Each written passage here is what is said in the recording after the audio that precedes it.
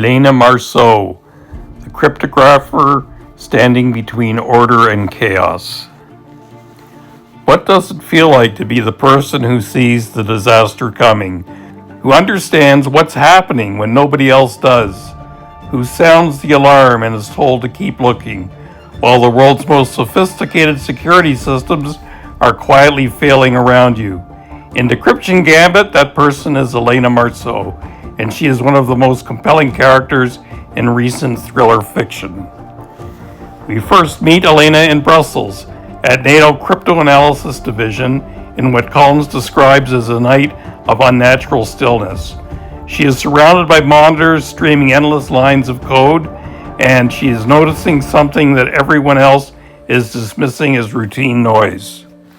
It starts small, an encrypted NATO database stalling for a fraction of a second, irregular packet refusals that slip beneath conventional alert thresholds, anonymous traffic patterns that no known model can explain. To the people around her, these are the inevitable friction of complex systems. To Elena, who Collins describes as living in a mode of predictive vigilance where patterns are everything, they are unmistakably something else. These were not random errors, Collins writes, through Elena's perspective, but the early signatures of something far more deliberate, an invisible siege unfolding beneath the architecture of global communication, probing, learning, and quietly exploiting. Elena is not the flashiest character in the book. She doesn't operate with the cold strategic clarity of General Liu or the scientific ecstasy of Li Win. She is something more workmanlike and more essential. She is relentlessly, stubbornly right. When she raises alarms, they are accurate. When she traces anomalies, they lead where she says they'll lead. When she tells her superiors that something unprecedented is happening, she is telling the truth. Collins gives her a crucial scene early in the discovery sequence when a colleague bursts into her workspace with a printout of leaked classified materials appearing on the dark net. These are files from NATO operative communications, data that under post-quantum encryption standards should have been completely untouchable. The breach is devastatingly precise, and Elena immediately understands something the room doesn't yet fully grasp.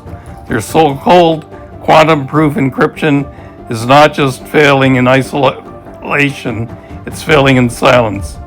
The adversary is not making noise, they're taking information.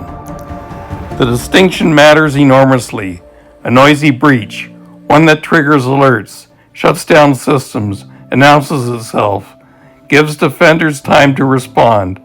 What Elena is watching is a breach that proceeds quietly, extracting intelligence while appearing to be background traffic. That's a quantitatively different kind of threat.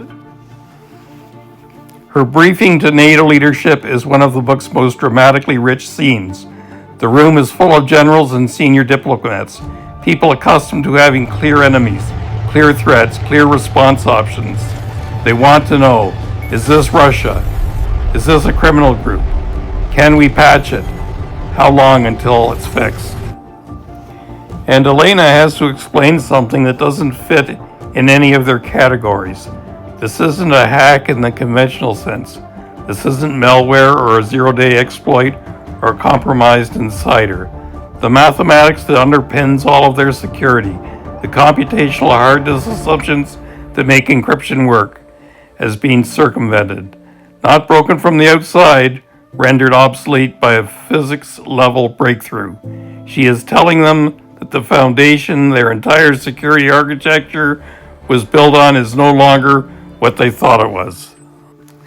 Collins writes the institutional difficulty of that communication beautifully. People in power, under pressure, revert to familiar mental models. They look for the known enemy, the known solution, the known timeline. Elena is trying to explain that none of those categories apply here. The threat is invisible, the solution doesn't yet exist, the timeline is already passed. What does Elena do with this? She doesn't collapse, she doesn't panic. She does what her entire career has trained her to do. She works the problem.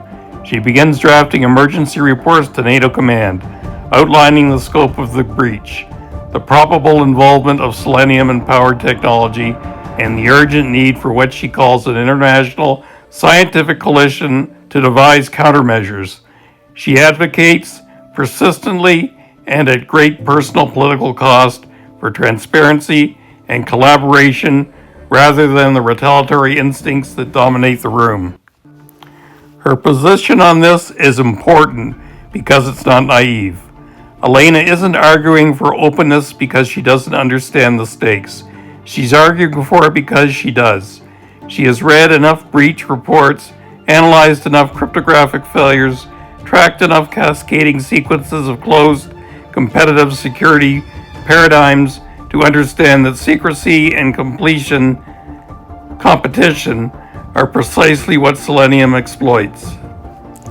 When nations race for quantum advantage against each other, rather than building shared defenses together, they create the vulnerability that a quantum breach can weaponize. But Elena is also realistic about the obstacles. Transparency was a double-edged sword. Collins writes through his perspective, secrecy risked mistrust, and openness risked panic. The choice was brutal and unavoidable. One of the most human moments in Elena's chapters comes when she steals a glance at General Anders during a briefing and reads in his face a grim tableau of controlled panic and strategic calculation. She understands what he's going through. She understands that beyond the technical crisis is a political one, public trust faltering, alliances straining, and the question of how much truth the world can bear. She carries the weight of this knowledge alongside her technical burden. By the time the novel reaches its diplomatic sequence, Elena has become the gravitational center of the Western response. She's the one testifying in closed sessions to NATO leadership.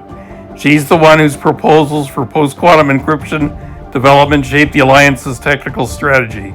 And she's simultaneously the one who understands most clearly that the accord they're working toward is acquiescence, not victory, a concession born not of strength, but of calculated survival.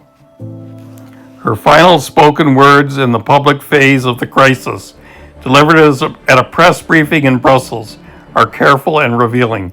Silentium has forever altered the fabric of digital trust. It challenges not merely to adapt technologies, but to refine the very principles upon which information security rests. She's speaking for the cameras, but behind the polished phrases is a woman who has spent months staring into the collapse of security paradigm she spent her whole career building, and who knows that the real work, the harder, longer, lonelier work, is just beginning. Elena Marceau is the kind of character you carry with you after you finish the book, someone whose intelligence and moral clarity you find yourself wishing were more common in the real world. Decryption Gambit by Doug Collins is available on Amazon right now. Ebook, audiobook, or print, link in the show notes. If you love thrillers and genuine intellectual depth, characters worth caring about, do not skip this one.